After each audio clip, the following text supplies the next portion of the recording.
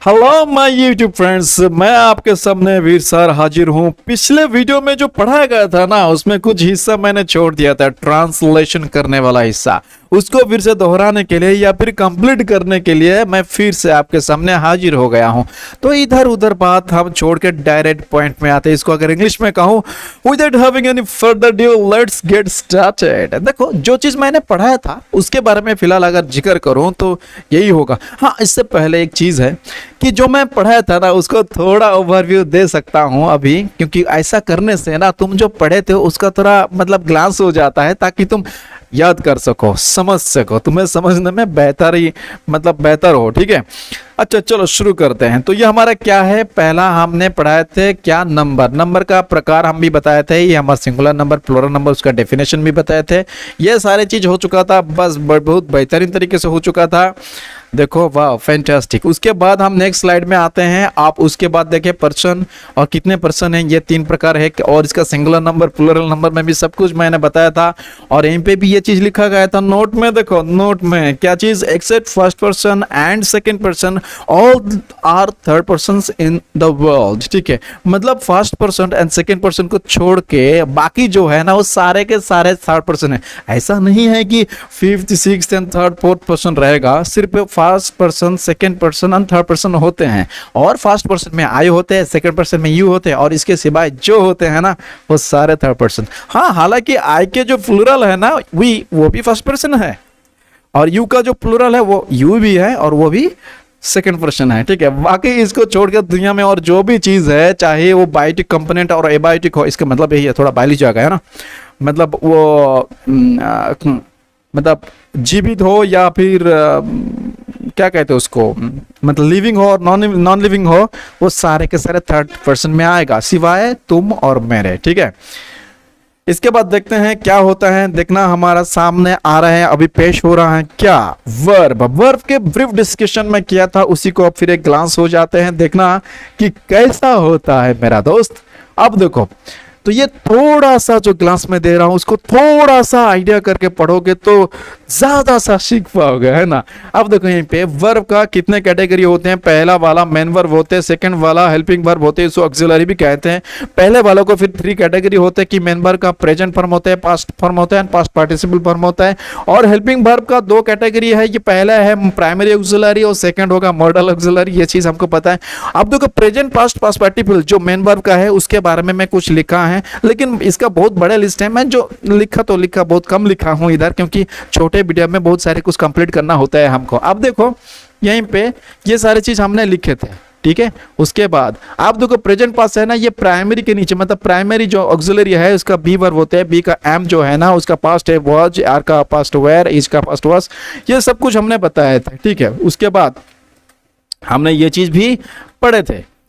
आप देखना कि इसके बाद हमने टेंस पढ़े। तो टेंस के बारे में थोड़ी मैं और बता दूं तो ऐसा होता है कि हमने ये पढ़े थे सारे चीज़ें कि कितने प्रकार के होते हैं और ये हमारा कैसे कैसे होते हैं।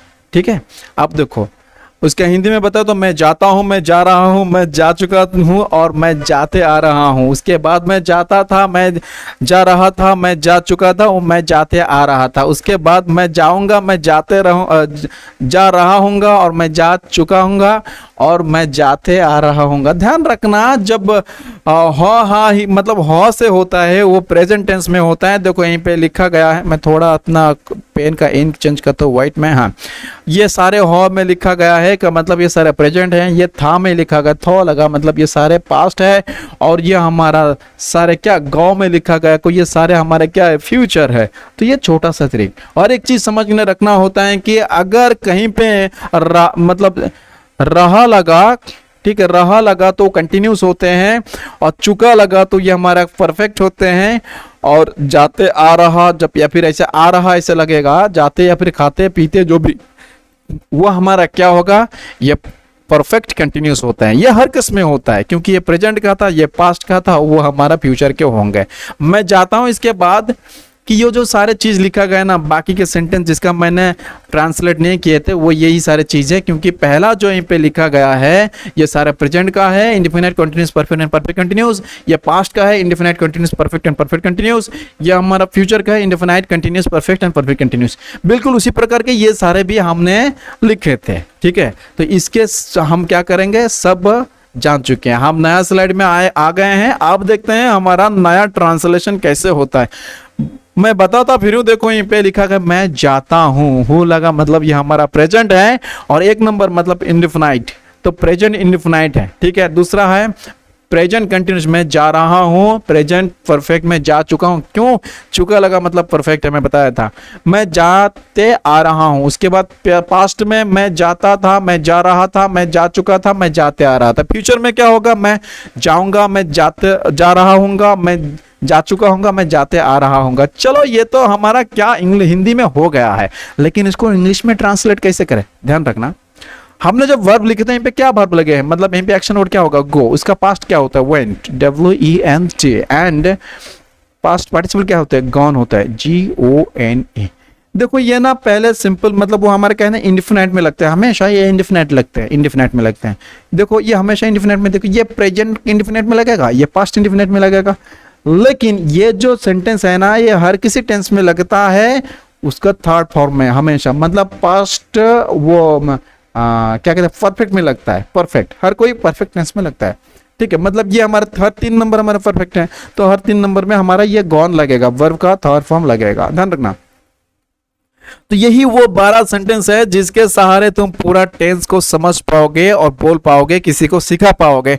यही वो ट्रिक है, ठीक है। अब मैं बताऊं इसको भी और बेहतरीन तरीके से समझते हैं। पहले तो पहले होने दो, उसके बाद बेहतरीन तो बेहतरीन होगा।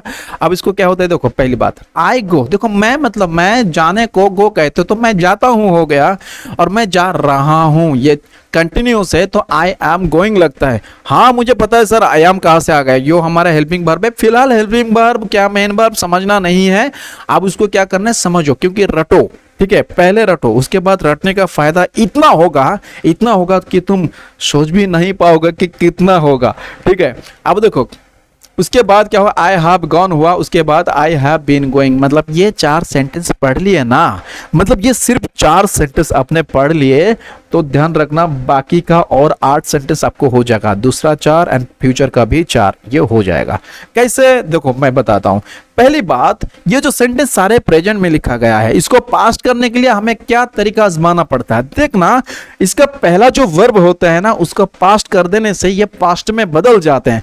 देखो पहले का वर्ब क्या है, गो का पास्ट क्या होगा, वेंट होगा, यहीं पे बताया था, तो हमारा पास्ट में बदल जाएगा। यहीं पे हमारा क्या चीज एम है, इसका पास्ट बना दो वाज होगा, बस होगा, क्योंकि मैंने ये पिछले वीडियो में वर्ब सेक्शन में पढ़ाया था, देख लेना अगर भूल जाते हो तो। उम्मीद करता हूं भूलोगे नहीं, बेहतरीन तरीकों से मैंने समझाया था। अब देखो I have gone third number में, आई हैव गॉन मैंने बोला था ना थर्ड फॉर्म हमेशा थर्ड सेंटेंस में आते हैं, परफेक्ट सेंटेंस में आते हैं। तो थर्ड फॉर्म हमारा गॉन था ना वर्ब का, तो हमारा हमेशा थर्ड सेंटेंस में आएगा, ध्यान रखना। सिर्फ वर्ब गो लिखा ना, बाकी दूसरे वर्ब कैसे होगा, डू डिड डॉन होता है तो वो हमारा डॉन हमेशा थर्ड सेंटेंस में लगेंगे। अब देखो यहीं पे क्या होता है ना, आई हैव बीन गोइंग लिखा गया है तो इसको सिर्फ पास्ट करने का तरीका देखो, वो हमारा क्या हो, सिर्फ गो को वेंट कर दिया, बस हो गया हमारा पास और कुछ नहीं।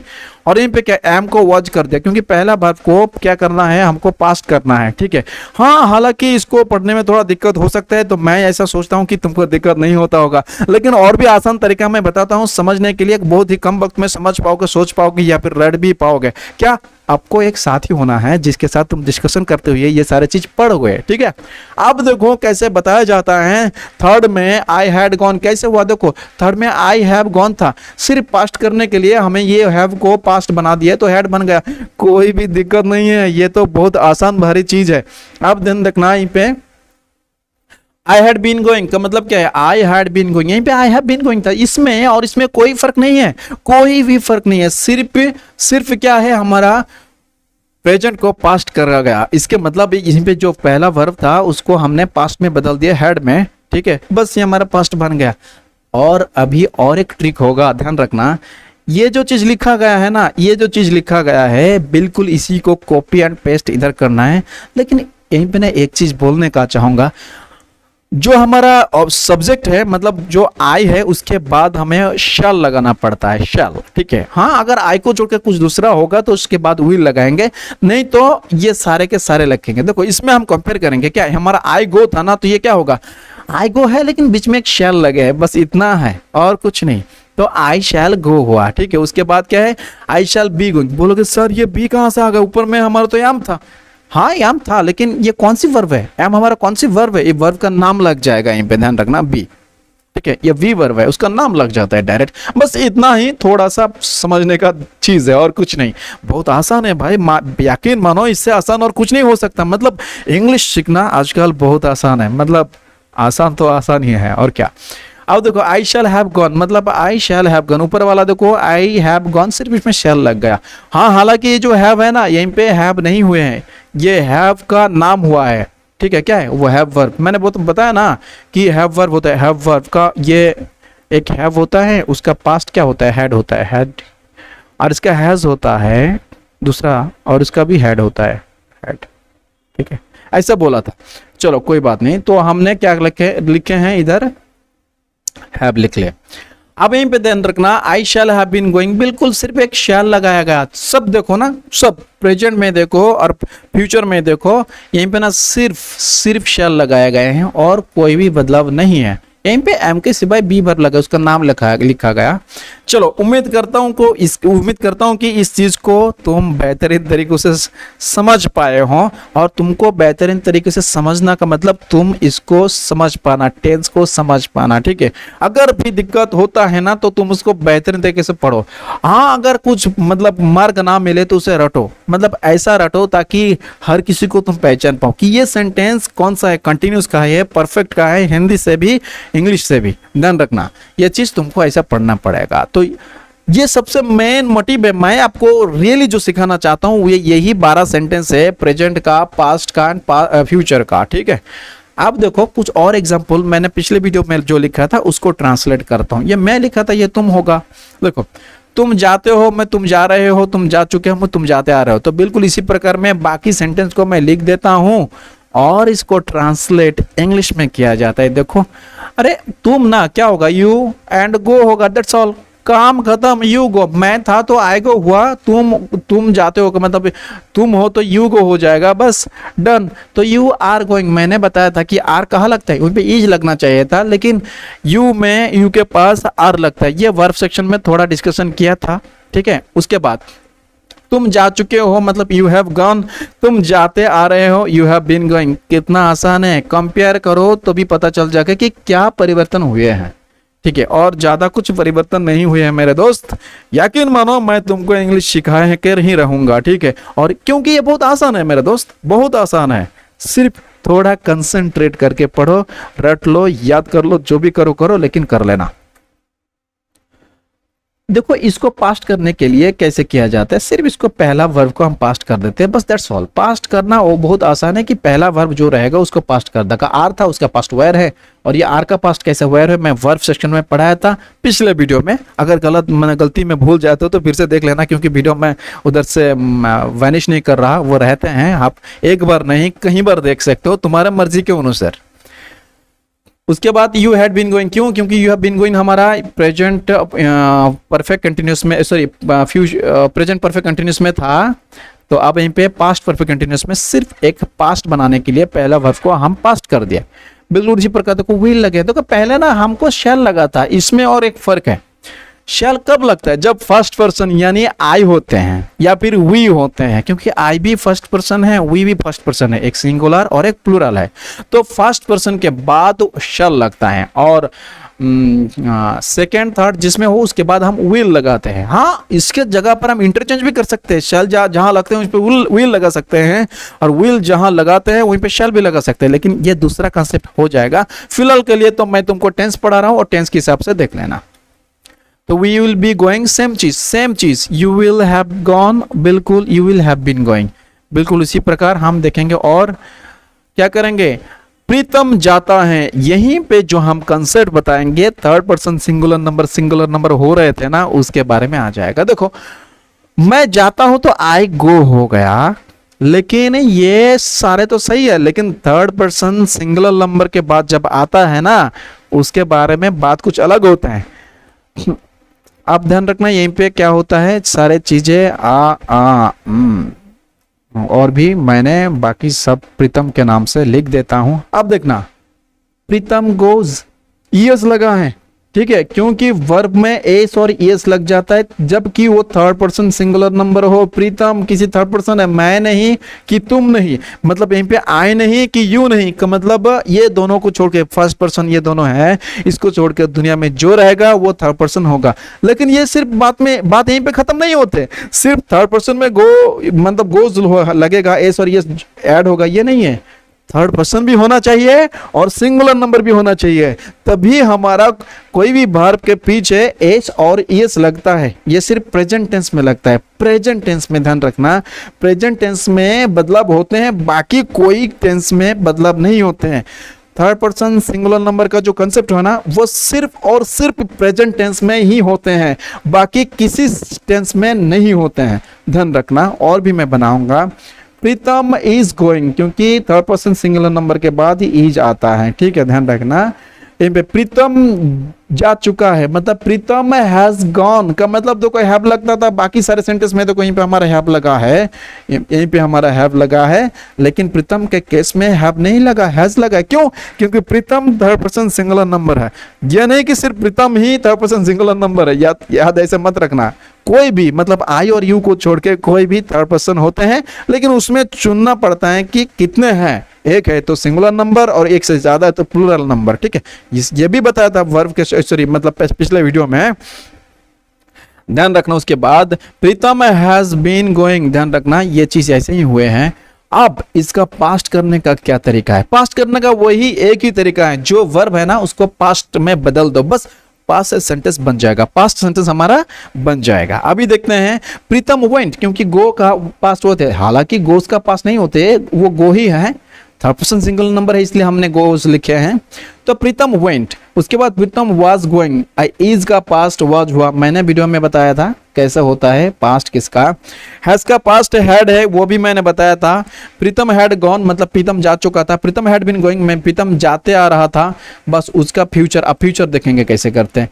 प्रीतम जाएगा, प्रीतम विल गो, ठीक है, यहीं पे शैल नहीं लगाया है क्योंकि शैल हमेशा फर्स्ट पर्सन के बाद लगते हैं, आई और विल वी के बाद लगेगा, ठीक है।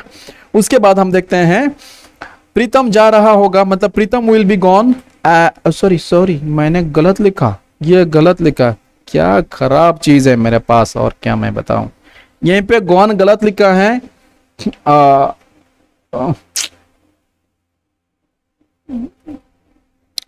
इसको ये गोइंग होगा, GOING, चलो ठीक है। अब उसके बाद क्या होगा, प्रीतम जा चुका होगा मतलब प्रीतम विल हैव गॉन होगा, और उसके बाद प्रीतम जाते आ रहा होगा, प्रीतम विल हैव बीन गोइंग, बस दैट्स ऑल, हो गया है हमारा चीज। अब मैं बताऊं कि इसको बेहतरीन तरीकों से पढ़ो ताकि तुमको आसानी से पता चल जाए सारे। मेरा मोटिव यही है कि तुम पहला ये जो 12 सेंटेंस लिखा गया है ना, इस सेंटेंस को ऐसा पढ़ो कि कभी भूल ही ना सको, ठीक है, क्योंकि ये तुम्हारा बेस होगा। अब यहीं पे प्रीतम मैं तुम लगाया गया, लेकिन वो नहीं लगाए, वो लोग नहीं लगाए, बहुत सारे ऐसे बन सकते हैं। जितने सारे सेंटेंस है सब करना तो पॉसिबल नहीं है, लेकिन उसका जैसा आप अगर एक बार सीख लिए तो बना सकते हो, खुद ब खुद बना सकते हो। उम्मीद करता हूं कि मेरा ये लेक्चर तुमको बहुत ही पसंद आया होगा। अगर ऐसा होना तो सबसे पहले शेयर करो, उसके बाद लाइक और सब्सक्राइब, ये तुम्हारा मर्जी है। अगर तुम कंटिन्यूसली मेरा वीडियो देखना चाहते हो, जब मैं रिलीज करता हूं तब तो तुम्हें सब्सक्राइब कर देना चाहिए, ठीक है। तो ठीक है, आज के लिए इतना ही, फिर मिलेंगे कोई दूसरा क्लास में स्पोकन इंग्लिश के। जय मां भारती।